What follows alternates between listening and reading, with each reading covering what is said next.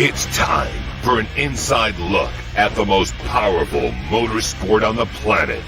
WFO Radio, NHRA Nitro. Hey everybody, welcome back to WFO Radio, NHRA Nitro. I'm Joe Costello, and thank you for checking out our podcast following the Chevrolet Performance U.S. National 65th edition. We got some great content out there already. Please subscribe to the podcast. Write us a review if you like it. And you are about to hear from the 16-time NHRA Mello Yello Funny Car champ and winner of 150 races and 5-time Chevrolet Performance U.S. Nationals winner, John Force. John has now won 2 out of the last 3 races. And John goes into the countdown just 20 points out of the lead now and has a shot to win his 17th championship. Is it a good shot? Yes. It is a great shot. We are going to speak with John about the victory, about all that went down out there at the U.S. Nationals. Before we get to John, though, I always like to thank the sponsors that make WFO Radio possible. Folks like Frank Hawley's Drag Racing School and the Dragster Adventure. Go to frankhawley.com. Check it out. It's a chance for you to drive a dragster. You know, people do all kinds of things for fun. Well, spending a day with Frank Hawley, driving dragsters, going fast, accelerating 0 to 60 in 3 seconds, 0 to 130, that kind of stuff. Engine behind the driver, that great feeling, amazing stuff. It makes a great gift also. Go to frankhawley.com. Total Seal Piston Rings, the leader in ring seal technology. Whatever your engine application, they can custom make piston rings for you. They also have tools. It's all made in America. They're located in Phoenix, Arizona. Check them out. Total Seal Piston Rings. MagicDryUS.com. Whatever the spill, whatever the size, Magic Dry can clean it. It's also very light, so it goes over the road easy if you have to travel. Go to Magic Dry U.S., the official organic absorbent of the National Hot Rod Association. Rodax, coffeeandgrills.com. Marvin Rodak, hot sauces and spice rubs and everything good. That's our, enjoy your day sponsor. And I certainly enjoy it when Marvin sends a little Rodax, coffeeandgrills.com. Samtech.edu, the School of Automotive Machinists and Technology. Start your education at full speed. All you kids out there, you can become a high-performance engine builder, CNC machinist, a motorsport EFI tuner. They have classes for all of these things. But most importantly, they can help place you in a position with a team, in a job after you graduate. That is the best part about it. That is samtech.edu. Hankstafers, metalworking lubricants. Hankstafers Laboratory since 1937, helping out folks in the shop to be more efficient. Their tools last longer. Their surfaces are better. Hankstafers, metalworking lubricants. And HusseyPerformance.net, David Allen and the team over there in Ambridge, Pennsylvania. Hussey Copper. Oh, yes. Champions use it. You can, too, for all your high-performance engine builders. Not to mention Drag Racing Edge Magazine and EV3 Drag Racing. It's a game for your mobile device. And the folks at Nitrofish, having those Nitrofish trailer, having those WFO Radio T-shirts, which apparently are popular. People are loving the WFO Radio T-shirts, and Bo Butner wearing it every Saturday. That's like his Saturday shirt for now, which is awesome. We're going to talk about all of that coming up on these next few podcasts, and a big thanks to everybody who checked out our U.S. Nationals coverage. It was spectacular. We had just great numbers. Thanks to Drag Illustrated for the great story and the great coverage of our 10th year anniversary kickoff leading up to the final race of 2019. And joining us now, he is a 5-time Indy winner. Couple that with the 16 championships and the 150 wins. This guy's pretty good. Joining us now, John Force. John, congratulations. Hey, Joe, how's Florida? Are you alive and well? Yes, I am. I can tell you that the storm kind of, came towards the coast, but then went north and, raked along the East Coast. I'm quite sure there's some damage, but the Carolinas are getting it worse than we did. And, of course, the Bahamas, they got it horribly. And so, our friends, we got a lot of people that we know through the Bahamas. A lot of back and forth trade happens, South Florida, the Bahamas, a lot of travel. We're feeling terrible for those folks. That's where my thoughts really are right now. Yeah, the Bahamas are beautiful. We've been there and vacationed years back. And it was just... You think you got problems trying to run race teams, and then you see the real world. It's a wake-up call. And my brother Louis down in Florida, I'm glad it missed, and I was worried about you. Well, and thank you for that. Thank you for your concern. Well, and you know what? It's amazing, John, this NHRA, it's competitive, it's work, but we always mention the word family. It is an extended family. The idea that you're concerned about my well-being, and many others have reached out to me about, am I okay? Is everything cool? Offering assistance, and likewise, too, because we've got some friends in northern Florida. I really appreciate it. That's one of the reasons why, I love going to these races. Well, I've saw the things that can happen. Advanced Auto Parts took Courtney and Brittany and I and Robert, and we went into Texas when the big storm hit there, and then later, Florida and all of that. And, boy, you see the damage it can do and the people, hurt and lost and everything. And anyway, I'm glad you're okay. I'm praying everybody will be okay and we'll all get through it. Let's talk some Indy. Yes. Okay. So I want to talk about the round by round and the runs in the weekend, of course. But just for you, the significance of winning another U.S. Nationals. This is our biggest race. You've got a career that is unequaled. You've done it all, won it all. You've said that many times. But to win it so many years after your fourth, it's really a statement about what's going on at your team right now. Well, McCullough, and the Don Perdomes of Big Daddy Don Garlits, Shirley and Beetle and Bernstein. Ed McCullough was another one of my heroes because he was racing on the West Coast in the early days, and I'd known that he was the guy that had won it more than anybody, 5 times, and that sticks in your head. But I didn't even realize that I'd won it 4, and for some reason, if you look back, it's been 17 years since I won Indy. All my other cars were there fighting for the wins, my daughter Ashley, but along the way, it was just, Brittany and Courtney and Robert Hyde, all of my drivers. I didn't realize that I'd won 4, and then they told me 5, and I'm like, man, I can't even keep up with this. But I'm not just about records. I set my goals, by the Don Perdomes and the Gartlets. That's where I set my goals, where I came from. I know I said in the press room, I got emotional and I got all goofed up because the Indy, just like Seattle winning 150, it kind of hit me. This is Indy. This is the big go. This is the one you dream about. And on that day, my car was flying. Brian Karate and Daniel Hood and Fabrizi and this young bunch of kids that look at me like I'm their great grandpa. And I did my job, and they gave me a car that was just unstoppable. Let me tell you, it might show 90s and 93s. That car run 80s every round. I was cheating that light, trying to stay ahead of these young guns that are after me. Beckman and Hagen, these guys like Robert Hyde, they're killer. You know what I'm saying? And it took everything I had. I was drained. I was happiest leaving Winter Circle when I could get out of there, where I could just go sit down and try to, make sure my old heart was pumping and I was alive. But I'm telling you, I had a great race car that weekend. I'm really excited. You mentioned getting emotional in the media center. See, like that's the kind of thing, though, that I think shows that you're a real person, right? Like there's always these superstar celebrity types, or people look up to John Force, wonder what he's really like, and that character, is that how he is? And when you're in a moment like that, where to me it looked like a combination of joy, satisfaction, maybe even some surprise that you were back there, like surprise. What was it? I looked out there. I saw Phil Burgess. I saw Susan Wade and Bobby Bennett and all the people in there, the photographers. And I realized I almost felt like they felt sorry for me. Even though I'd won the biggest race on the circuit, they know what I've been going through, the accidents that I've had, what we've been through in the past. I got emotional, and then I said, it's Indy. This is awesome that you pulled this off. In a lifetime, you can think, you can win any race. I've won them every race at every track on the circuit. I fought to win Bill Bader's Norwalk race because I'd never raced there over the years, and I never had an opportunity to win it, and then I did. But when you look at it, this was Indy. it's the big go, NHRA, Mello Yello. It's all of that. But it was the Chevrolet Performance Accessories U.S. Nationals.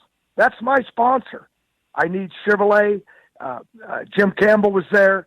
Everybody was there. We were promoting it. And then my hero, Don Perdome, he told me, you can do this for us going into the final. And I'm standing there just trying to hold all my strength together. I don't want nobody feeling sorry for me. I get up when it's time for the fight. But there was so many things. And, you don't talk to God, can I win this race? I should win this. Or can you help me win it? I don't play the game that way. But I did say, in talking to him, I'm a little confused why you put me here. I don't know what it's going to mean. I'm going to win. I'm going to lose. But so many times I pulled off things that I shouldn't have, even with the car that I had, that Peak Chevrolet. This weekend, Old World Industries, they own my life basically, and I want them to. And Auto Club and all these other sponsors, Baldwin Filters, Cornwell Tools. Pit Boss. All these people that have invested in me. Montana Brand, I called out to him. I need your help to keep this young kid, Proc, in the seat. I'm trying to keep my word that I gave my word. I'd keep him in there. And Perdome knows it. My word's all I got left. And I'm trying to make it all work. But in the moment of it, all that emotion, it drained me in the press room. And I'm sorry. I apologize the most that I got emotional. But it was meaningful for me. My granddaughter was there, Autumn. My wife was there. Jacob and Noah were home with Ashley. Graham Rahal was watching it. Courtney was there with us, of course. Loved seeing her in the TV, seeing her back in NHRA where we belong, where my family belongs. But, it was just a great moment, and I was drained physically, mentally, and I know I sounded like I was going to quit, but I'm no quitter. If I would have quit when I crashed in Dallas. You know what I mean? When I crashed last year 4 times, I whacked myself in the head enough time. Thank God I'm goofy. You can't tell that anything's wrong with me. You didn't. But you didn't. You talked about when the right timing is to quit. You didn't sound like you were going to quit. This is my opinion now. I know maybe others have a different opinion, but I think it's a smart thing to think about, right? Like, to consider. And thank you. Go ahead. I'm sorry. Well, just to consider that. It's a big decision. You've done this your whole life. You should definitely be thinking about it and considering it. And after a big, giant, massive win, if that didn't pop into your head to drop the microphone and walk off the stage, that's a term these days, you wouldn't be natural. I think it's normal that you would think those thoughts.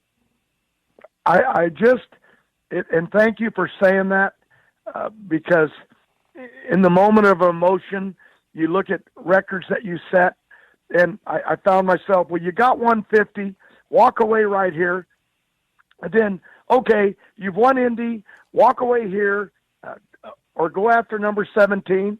You know what I mean? Robert Heights out there, I got cars that have a chance at winning it better than me, but what I'm saying is, something tells me and that I owe the sport. I'm putting money back into it now. Okay, my own personal money, but I've done very well. But it gave me a life. It put shoes on my kids. It sent them to school. It sent them to college. It gave me a good life that I could live. And then, I always look at the loss of Eric. I never understood that. I know the pain that his mom and dad and his stepmother, what they all went through, John Medlin especially. I know what they went through, but you can't even imagine that. I can't imagine it. You think but I feel like I can't walk away. I don't build safety. I'm not smart enough, but my people do. They're always working on trying to they put tethers on my car this weekend. You know what I mean? They want to find out how to hold the body. The race fan comes to the races. They come to have fun and sit in the stands. We come to race. We're warriors. That's what we do. We can't hurt a fan. You can't do it. It's just uncalled for. It's just something that we got to figure a way. We can't put bodies in the stands. And it's been, a year ago, Robert put one up there. It didn't get in the stands. And that's why NHRA is trying to go down the road and build safety. We have to protect our customers. We have to protect our fans. But we have to protect our own drivers. And we're looking at that. And that's an ongoing thing. Schumacher does it. Coletta does it. Everybody does it. John Force Racing does it. And we've got to build safer cars. And that's what we've got to do. And not just to keep the insurances down. We got to build cars, that'll keep us alive. And we're doing it with the stuff NHRA's put in safety, the nets, the shutoff, everything. It's getting better. So everyone's working and trying to keep these cars cost effective to stay in the world where we can afford to race into the future. Money's getting tougher. So in all of that emotion, there's a reason for me. So when I have a moment and I think about it, my mind goes, it ain't about records. Well, I even said, okay, stupid, you said that it was never about records. You said it to the media. And then all of a sudden, I didn't even know I already had 4 Indy wins. I didn't know it. I don't think about it. But you're going to walk away. You can't, because it was never about records. I'm never going to be Don Prudhomme. And I'm not saying that trying to be humble or trying to be cute. I'm saying the truth is I have a respect for him, for Don Gartlitz, for Kenny Bernstein, for Shirley, Cheryl Greer, Mongoose, people that have passed. McEwen was one of my heroes. Cheryl Greer, I didn't really know. Jungle Jim, I didn't know. But these are where I read the papers. I read the Hot Rod magazines. I read the Dragster and National Dragster. And that is what I live by. And you can, Phil Burgess wrote a lot of nice stuff about me. I felt like he wrote my retirement. But the point was, I'm not those guys or those gals, and I'll never be. You know what I mean? Yeah, but Because let me ask you this, though. I'm still chasing them. I'm still chasing them. Have you... And Prudhomme said... Go ahead. Prudhomme was just so nice to me. I saw a side of Prudhomme. I watched him with the fans. They're doing a documentary on him, and he goes, I hate asking you, could you help a little? I said, I'm honored that you would even consider me. And he looks at me like, Right. Well, that's what I want to ask you. Have you considered, John, have you considered that they admire you as much as you admire them? Like, have you considered that? Look, I'm the same guy that grew up in that little trailer court. I'll call up my brother Louie because I love him and I love to talk to him, and he tells me things. My brother Walker, my sister Cindy, my brother Tom passed. These are people that I love. My mom and dad I talk to every day in heaven. That's just the way I am. And that's corny, but that's the way I tick. But what I'm saying is these people that I dreamed of being, and my dad said when I walked out the door of the trailer, you'll never be Don Prudhomme. Why do you even make stupid statements? And I realize that now, 40 years later, I'll never be Don Prudhomme. When he walks in the room, I still get goosebumps. I know that sounds corny with all I've accomplished, but it's the way it is. Big Daddy Don Gartlitz called me. Wow. He made me almost cry. What'd he say? He called me up, and hey, John, I want to congratulate you. You know what I mean? He said, I got a photo of all these trash cans outside your trailer. They stacked them 10 high. I still ain't figured out what that meant, but somebody does it. Cruz did it years ago and put up trash cans. It's like an honor thing they do in the pits, and one of my teams did it or somebody. But what I'm saying is, he's telling me that congratulations. I said, Big Daddy, you're calling me? Like, I got all excited. He goes, yeah. He goes, you won. And I said, I'm only following the tradition that you were a winner. Prudhomme was a winner. Shirley was a winner. I'm just following that tradition, Bernstein, and I want to be a part of it. You know what I'm saying? And I said, it freaked me out. I almost started crying. I was embarrassed. I'm crying a lot lately. I think it's my age. But it was so cool that he would take the time to call me. You know what I'm saying? And I've gotten so many calls, and I got to say it to the world. People email me, and you don't leave your name. And I don't know who it is to call back, and I spend the day trying to look up 200 numbers. But I still got numbers that came to me in Seattle that I don't know who the people are, and I don't want to call them because I don't know, and I can't call everybody. But please, when you send me whatever they call it, a text or an email, yes, put your name on there and say it's so-and-so, and I'll know who it is because I get a lot of fans to call, and I call some of them back, and I'm on the phone for an hour with a fan like, I can't believe you called. And I said, I can't believe I called you. I didn't know who it was. And then I end up in a conversation because they really care. They, but I'm that way about Gartlett's. I'm that way. I went to his museum last year to see him, and I walked all over the place just in awe of everything. I didn't get to see him that day. He'd went somewhere on a fishing thing or something, and it was like, I just love all that. And I'm just really happy to be a part of it. So I ain't going to get emotional on you. We won Indy. You know what I mean? That keeps Sean Force alive. Pete pays me. Advanced Auto Parts. Auto Club has taken care of me for the last, and Robert Height, they love him, for the last 20 years. They're just the best people.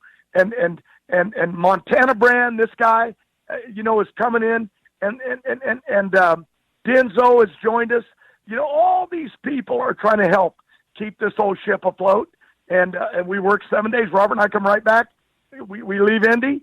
We got right back in the office. We've been working here all day yesterday, all day today. And I'm going downstairs to film with Perdome on his documentary thing. And I'm excited about doing that. Where I can talk about somebody else and not talk about me. Winning Indy. All right, but I want to hear about the final round. Let's talk about a couple things specifically about this race. Like, I know you had a really good race day, okay? The 85 first round was unbelievable. But let's talk about the final round, because they made a big deal. Schumacher was in the booth. They made a big deal about you and Beckman staging up and you electing to go in first, that you prefer to go in last, and that's kind of your thing. But Beckman was kind of like, nah, I'm going to make you go in first. And you just decided to go in first, and you left right with him. The numbers say you left right with him, and you outran him. They were the number one qualifiers, and they had a really good car all weekend long. Take me through that process of the final. I have two programs, and I tell people, and they go, first of all, you wouldn't tell me what you do because you'd lie to me. Why would you tell me? Other drivers. And I say, because I embellish the story, but I still tell the truth. And the way I drive is the way I drive. And I can go either way. I've trained going deep. I've trained going shallow. Every crew chief wants you shallow. And that's the way the kids do it, like the Robert Heights, the Hagens, Brittany, Force, and Top Fuel. These crew chiefs want that lane choice. And they want that low ET. That's what it's all about to win a race. And I've given it away sometimes, but that's because I don't have the reaction of the young kids. I have to roll deep, go after them. But it isn't just rolling that extra 6 or 7 inches, because very often a race isn't called by 6 or 7 inches. It's usually by feet. You know what I mean? It might beat by a foot or a fender. So, but that ain't why I do it. I don't do it to roll in deep thinking, I'm going to get to the other end 7 inches quicker. I don't think that way. I do it because I lock and load, so to speak. And I never shot a gun one time in my life, but I jump in there and I'm ready. It don't matter if I go in first, I go in last. Am I guilty of being slow and going in last? Yeah, because I get in a ritual and I'm trying to bump it in, or on race day I'm going in, and I just get caught up in that. But when drivers come to me and complained and said, you're making me sit there. Well, first of all, I tell them, I ain't making you sit there. You got 7 seconds or whatever you got. Don't go in. I'll go first. No, you won't go. Oh, yes, I will. I ain't going to sit there. I did that against Bazemore. We both sat at Vegas and blew the blowers off at the other end. Well, that was money right out of my pocket. Might not have been out of his, but it was out of Schumacher's. So the point is, I know my timing, I know what I do, and I know when I got to go. And I looked over, it's time for me to go, bulb's on, his bulb's on. Okay, see if he's going to go. Well, he ain't going. Well, I'm going, and I went in. I did the same thing against Robert. I go in fast. A lot of times I want to get set up. If my burnout is too long, then I got to hurry up my deal, and I got to get in there quick or I'll run out of gas, and I got to get going. So, whether Beckman, and let me tell you, Beckman's one of the best. He taught my kids. He taught my wife how to drive a Super Comp, and Ashley, Brittany, and Courtney how to drive a Super Comps. You can't get no better than him. But the Hagens, Ron Capps, all these guys they're all good. J.R. Todd, he's right there. And And guys that used to be slow, Tommy Johnson, was slower years back. But, boy, he's changed. You know what I mean? So all these guys, and I said it in the paper, and people say, why do you say that? You're just telling them they're better than you? I'm saying they are better than me. You know what I mean? But I get the job done my way. And if that means I got to fudge light, go deep, and try to get up a little extra, but I don't do it to get the extra inches. I do it to load myself to be ready to go. And they can set all they want on me because they're going to run out of gas too, and I'll just get a single. But I load myself, and that's where I'm ready to go. So if I jump in last, I'm ready. If I jump in first, the key is work the tree. I live the tree. Brittany and I have been going over the tree for the last couple of weeks, and we live it. And I said, you'll have a day when something will catch you, and a bulb will flicker, or the other guy's light will blink.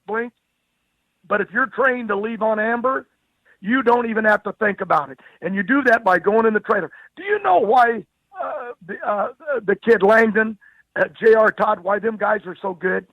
They used to – Robert was a shooter. That's why he's so good. You know what I mean? Sure. Ain't figured out Beckman and Hagen yet why they're so good. But those other kids used to run Supercom and junior dragsters. And I got pictures with J.R. Todd when he was 2 years old standing next to me at a race. And it's like, that's J.R. Todd, the guy I got a race and just beat me up last week. Oh, man, my hero. The point I'm getting at, they went home to their garages. They turned off the lights. They go in there with their Christmas tree, and that's where they spent their evening. They just beat on a tree until they did it without thinking. People think that's where these guys that have learned to train because they lived it and they loved it, and they didn't even realize how good. Robert's a shooter. A shooter comes with the eye of the tiger that knows how to find the bulb. And me, I'm out there looking everywhere. It takes, like Coyle said, Coyle always tells the truth. Force was not a good driver. Some people are natural. Force wasn't. He had to learn it. Took him 10 years before he could win a race, so maybe 15.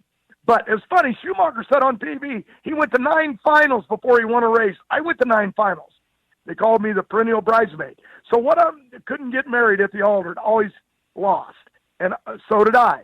But then one day I learned how to win, and I did pretty good. But the point is, they trained. And that's why I said, Brittany, you got to train. You got to beat on that tree. 10 sets, 3 sets of 10 every round. And when you win the race, I went right back in the trailer, and my crew said, what are you doing? I'm going to work my tree. You won Indy. It's over. No. Before I go to Winter Circle, I got to work the tree. I got to stay in the ritual. Do it just the way Langdon did it. J.R. Todd, the way they did it. I heard the stories about them, going in their garages with the Lucas kid and practicing. And Eric Medlin was part of all that. That's where they learned it. Me and Cruiser and Tony Petragon, we learned it the old way. You know what I mean? They didn't even have practice trees back when you guys started. The idea of having a tree didn't exist. When I started, I pulled up the first time, and my mom, I always tell people my first race was won, in a Chevrolet. It was actually won in a Buick, a General Motors car, a Buick Wildcat. My mom's car, I went on a date and ended up going to Lions Drag Strip. I was so stupid, I pulled out on the pad, and there was rollers in front of me. I didn't even know what they were, and I was going to the starting line, but they used to start the car in the old days when I'd go there and watch Perdome and McEwen and the Top Fuel Dragsters and the fuel haulers with Wild Willie Boris. They started them on a roller, and the guy said, what are you doing there? I got to go in that lane. Well, you don't go over the roller, stupid. You drive around it. And that's how dumb I was at a racetrack trying to impress some girl. So in the middle of it, I actually won a trophy that weekend with my mom's Buick Wildcat. And I don't even know, I can't tell you if I even raced anybody. Maybe I was the only guy there that gave a trophy to me. But I got it in my museum. It says Lions Drag Strip. And you know what's funny? I got home that night to the trailer court, and my dad, I love him to death, but the meanest guy in the world. And my mom, she was the lover. And she goes, oh, boy, you're dead. And I heard the chainsaw. In the middle of the night, I built a surfboard in high school in wood class, and I loved to surf, and that was my dream in my life. Only thing I'd ever done right. And here I am in 12th grade on this date, and my 55 Chevy had broke down, and I actually, and that's the truth, I had a 55 Chevy, and I got into my mom's Cadillac, and she let me take her, on my mom's Buick Wildcat to go on a date. So in the middle of it, my dad sawed my surfboard in half, and then he beat the poop out of me. What? Yeah, he was mad. Sawed, and then he come out there and punched me in the head and said, "You don't take your mother's car to the racetrack." And he was madder than heck. And then about 2 weeks later, he bought a 55 Chevy with a Cadillac engine, and he ended up giving it to me. I said to my dad, well, "Are you nuts?" "No, kid. You ain't going to make it in racing. You're dreaming this goofy stuff." And years later, I walked out and went to Australia, and he goes, "You'll never be Don Perdome." And I loved him. He was a truck driver. He wanted me to whatever I did, there ain't time for football in college. There ain't none of this. And I loved him. And yet later in years, he drove my 18-wheeler. He gave me his credit cards. Every time I was in trouble financially, he saved me because he really loved me. He wanted me to make it. And my mom too. So I don't ever change where I come from. And that's why you guys get these goofy stories and you think he's lost his mind. I just tell you what's in my heart. And that's the truth. Well, next question. Well, you know what, though? I like hearing about your dad. I know you referenced the movie, the Elton John movie, right? You were telling me about that not long ago. I just watched the beginning of it, and so I kind of saw a little Elton John coming up. I know that affected you, and that you picked your come-out song to that. And I'm just thinking about your dad, like, doing that.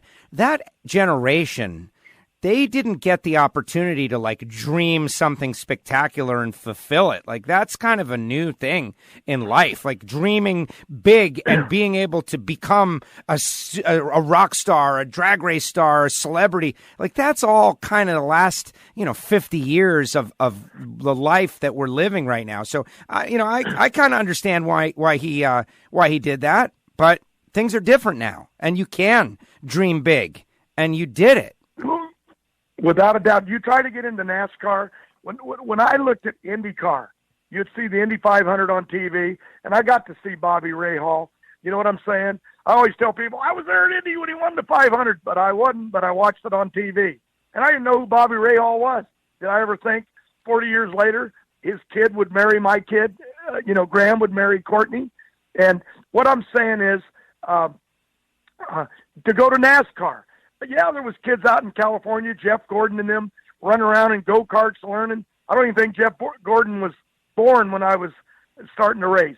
But what I'm saying is, in the middle of all that, drag racing, anybody can be a drag racer.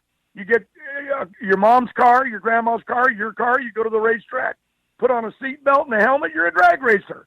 That's what NHRA allows. Anybody can do this. Women are going to be tuning cars. It's only a matter of time. Our sport, the door is opening. Women are driving them already in all the categories. And so they can be team owners. Every opportunity's here. That's what I love about drag racing. And it opened the door for me, a guy with polio that couldn't run and throw a football. I lost every game in high school 3 years. And in the middle of it, those opportunities are there. And NHRA opens that. You can go to a driving school, but you got a chance to work your way up the ladder. You can buy a junior dragster for your kid. You can get a super comp car and go out and race it. You can go to A Fuel. You can go right up to the rank. You can race a motorcycle. Drag racing is anybody's sport. That's why I don't believe it'll ever fail. It's going through, ups and downs, slopes in life of the cost of running cars, and people got different ideas. But the world still runs on wheels. I don't care what anybody says. You know what I mean? Yes. And even though kids have choices, I mean, the some of the ball stadiums, football and baseball are having problems with crowds, but drag racing's still holding its own. And what I'm saying is, kids have computers. They can get everything on a computer. You know what I mean? But we got to get them to the races, because once they sit there, they can watch it on TV on Fox. It's great. They can watch it on their computers, and they can do anything they want. But until you sit there and you feel the ground shake and you smell that nitro, you know what I'm saying, and you're up there drinking a Mello Yello, eating a hot dog and popcorn, and you watch these cars go down the racetrack and these drivers trying to rip their hearts out of the driver in the lane next to them. Oh, man, it's P.T. Barnum on wheels. Drag racing ain't ever going to go away. I don't think NASCAR, IndyCar, none of them will ever go away. because the world, no matter how they change our cars and they put smog stuff on these cars, and no matter how they change the motor and they're going to run electric motors, all this, there's going to be racing because people get up and they're standing there and they want to beat the person next to them. And that's just a way of life. It'll never go away. So true. And Garlett's working on an electric car. All right, but I want to talk about the countdown, John. I know the snake is down there, like tapping his foot, waiting for you to come down, which is kind of fun to think about. But the top 10 is set. Robert is first. You're second. You mentioned all these guys. They're all good, right? Tommy, Beckman, Caps, Hagen, Tasca, JR, Langdon, Wilkerson. Everybody there has got a chance to win the championship, but I want to think about you. The car seems to be going really straight, John, like it's going down the track. Brian Karate, Danny Hood, they seem to have something figured out. I went to the winner's circle, and I talked to your crew guys, and they are very motivated. This is like a motivated bunch that are, they're happy, but they're not satisfied. And I want to know, like, what's possible here, John? What's possible? We can win a championship. There's some tough competition. Doesn't matter where you stand in the points. The points gets reset. But ain't been able to beat Robert all year. I got him twice. I got him here at Indy, and I got him at Seattle. He smoked the tires. Okay? So what I'm saying is, in the countdown, I'm going to need a little luck. I can't beat him on the Christmas tree. I want to tell my sponsors, I'm a Tiger, and I can do it, and I give it everything I got.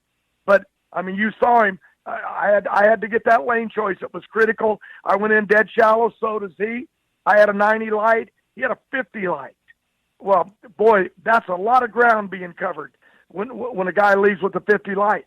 So let me tell you, but I got a team, Brian Karate, a very talented guy, okay? And everyone knows we have our ups and downs. It's part of building a relationship, okay? And I'm trying to get through that. I'm old school. I'm stubborn.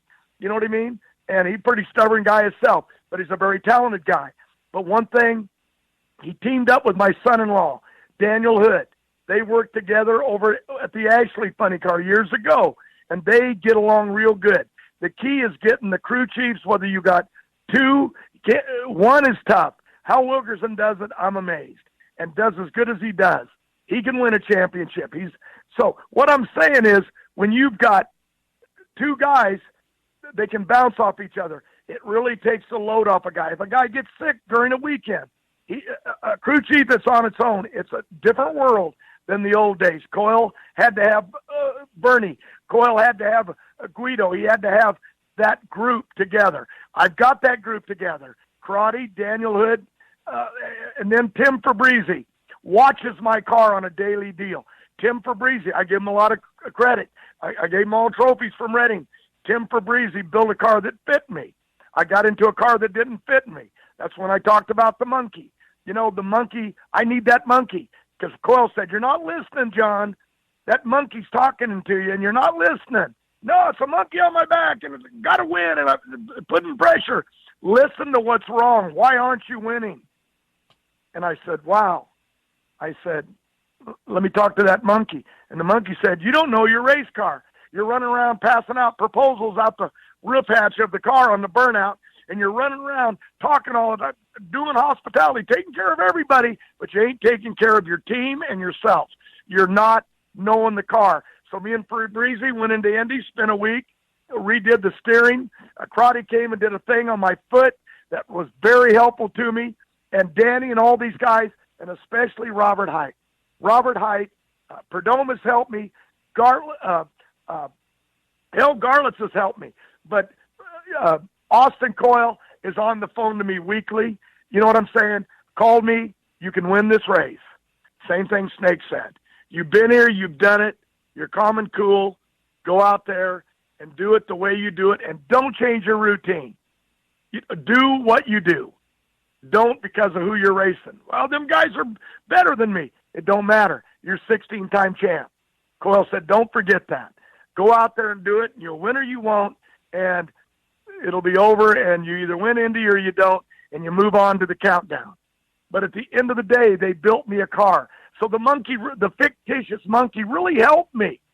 It really did. It got my mind right. The steering was wrong. I couldn't steer the cars while I was crossing center line.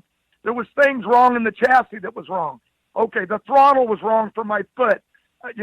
I wanted to drive a car that my daughter Courtney drove that, she won 5 races and had 10 low qualifiers last year. Why change that car? It's perfect. But I outweigh her by 60, 70 pounds, and the weight distribution was wrong.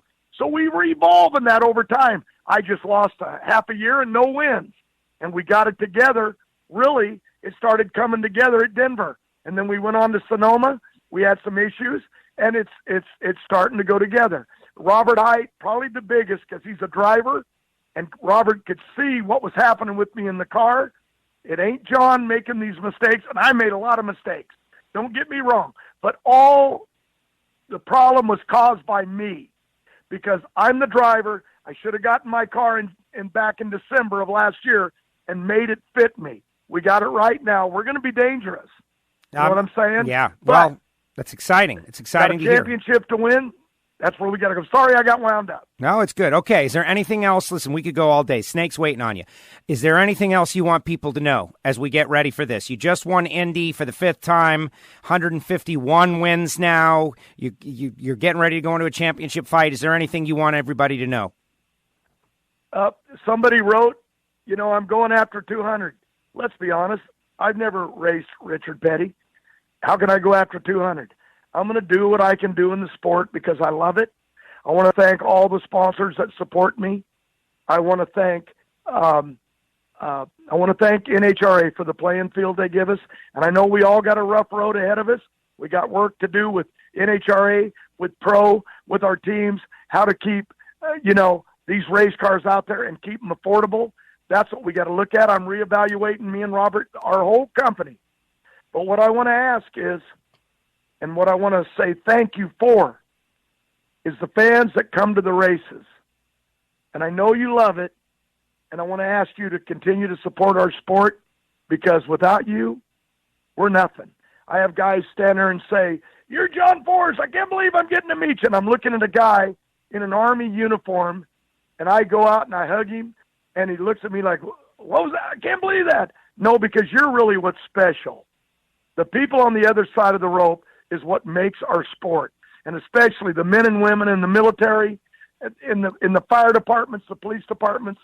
You're our lifeline. You're the ones that buy our products. You're the heroes, not us. And sometimes it gets turned around in the real world, and in the real world, I know the real world. Okay, I ate bologna sandwiches. I ate mustard sandwiches when there was no bologna. I came from that trailer court, and that's why I live in the movie shows. It's my happiest place. And on that Rocket Man with Elton John, the reason I play that song, I'm Still Standing, Yes. After he went through all his therapy and going nuts, I've been whacked in the head, and I've done a little bit of everything, and I'm still standing too. And I love Elton John, and that's my story, and I'm sticking to it. Say hi to the Snake for us. I will. God bless you. John, thank you. Congratulations on winning Indy for a 5th time. Thank you for spending time with us. I'm the luckiest guy in the world. That's all I can tell you. But the truth is I surround myself with the right people, and then I let them lead the charge. Okay, bye. There he goes, the 16-time NHRA Mello Yello Funny Car Champion, John Force, 5-time Indy winner, 151 wins, 20 points out of the points lead with 6 races remaining. If you like what you hear, subscribe to WFO Radio NHRA Nitro. We're on Spotify. We're on Apple Podcasts. We're on Stitcher.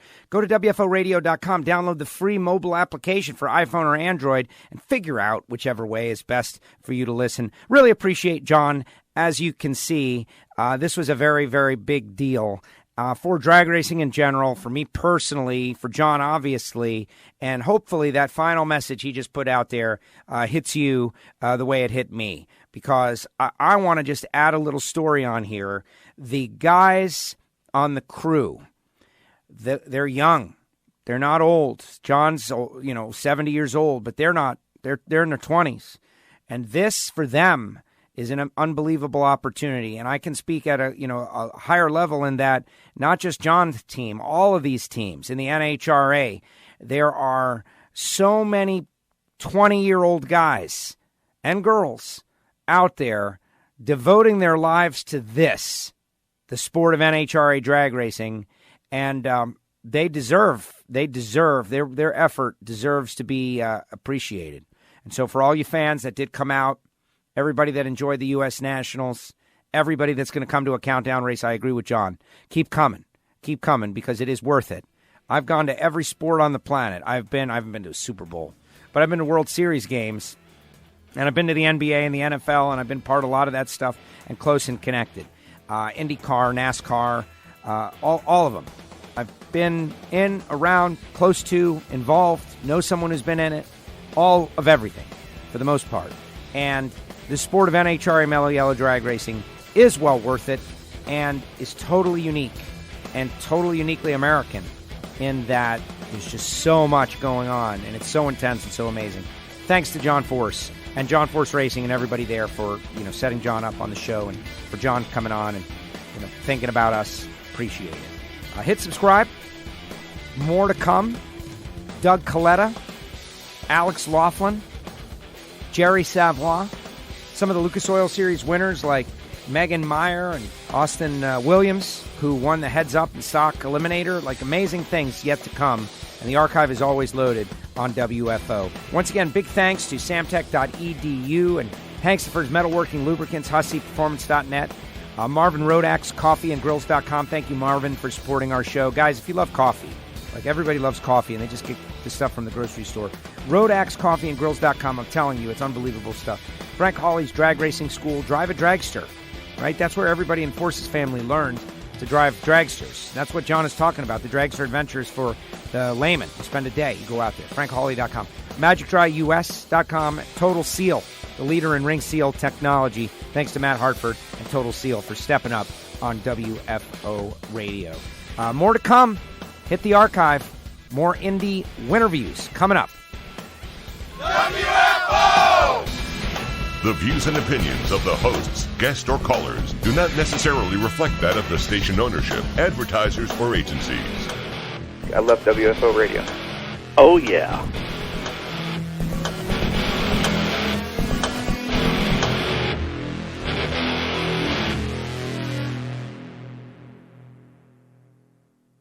We're talking gourmet coffee. We're talking hot sauces. We're talking spice rubs. We're talking everything good at RodaxCoffeeandGrills.com. Marvin Rodak, been doing it since the 70s. Figured out that life is better with great coffee. And oh, he's so right. 817-924-6821. Call Marvin. He'll roast up some coffee fresh for you. Throw in some hot sauce, some spice rub, and you will be loving it. Hit him up, RodaxCoffeeandGrills.com.